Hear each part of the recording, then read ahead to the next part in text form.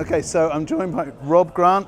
He's here with his new film, Fake Blood, which is a really fascinating movie. Now, we screened your movie, Mon Ami, a couple of years ago at Grimmfest.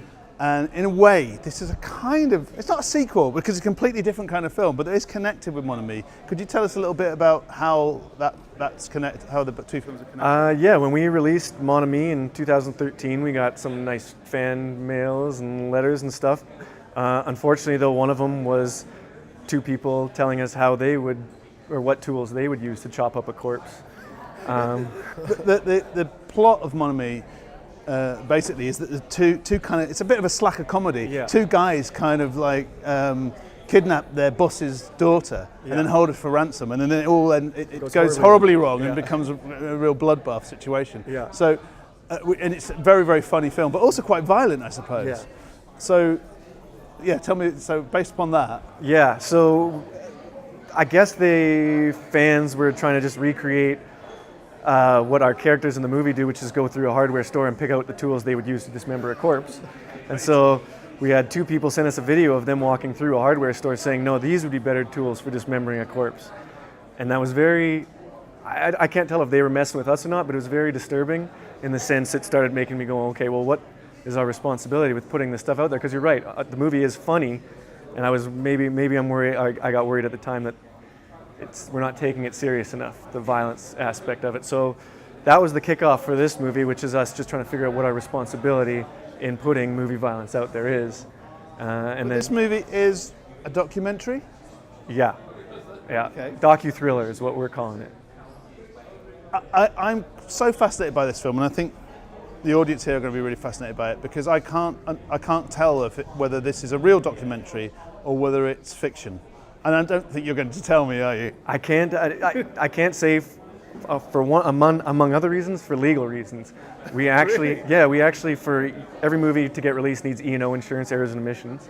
We got denied on our first pass the errors and omissions insurance because the people that quoted us were worried that we were revealing the identities of some of the more dangerous people that we interview. So we had to get multiple offers before we did get E&O insurance. So the movie is legally allowed to be shown. I've got a feeling you're going to get a lot of questions after the screening tonight of this movie. I hope so. Because people are going to be fascinated about, is this real? Is it not real? And you know, because obviously you star in it along with the main actor who was in Mon Ami. Yes. I mean, you're the key, protagonists in this movie. Yeah. And, or antagonist, depending on how you look at it. Okay, and it kind of follows your journey as you step into a darker and darker world, as you explore real violence and the use of real violence within society. Yeah, which I've never experienced in my real life, and that was part of what was bugging me. Can you tell us a little bit about that plot and that process of maybe it isn't a plot if it's real, I don't know. Yeah, no, I mean, the reality is Mike always is playing kind of villains and dirtbags. He's just in the show Tin Star playing a gun runner. Tin Star, but he's never fired real guns. I write and shoot these movies about people being very violent towards each other. I've never been in a fight. I love watching UFC. And so that to me was making me start to feel, especially when I got this video, that I was feeling a little bit like a hypocrite. And so I felt like it was my job as a filmmaker, at least as one that should be competent, to go and explore these things. And so we put ourselves in dangerous situations. Mike got to shoot guns. I went to a dojo and got in a fight that did not go the way I thought it would. But you then meet up with people who live in a very violent world, who are involved with violent activities, low-life characters. Yeah. And then you kind of get involved in their world in this film. That was by accident for the most part. I mean, the reality is we wanted to talk to criminals or people that have committed violent acts.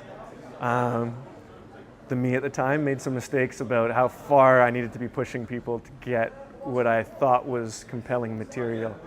And but it goes to, you went to very, very dark places in this film. Yeah. And very disturbing places. And there are people end up in the film, and I presume in reality, in very compromising positions, and your relationship between, because you obviously know each other very well from working together, and you get the sense that you're very, you know each other well, you're friends. Yeah. But it feels like the film pushes that friendship to the, the nth degree. Yeah. No, I was not. I was uninvited to the wedding for a while, but he's getting married next weekend. I'm invited back. All right, good. Yeah. Well, the honest truth is this movie has been constructed in the editing process as the apology to him for all my poor behavior. There's a reason that my voiceover is very cynical towards my choices that I make in the movie. Well, one might argue that some of the choices you make lead both of you to very dangerous places. Mm-hmm. Yeah? Yes, absolutely.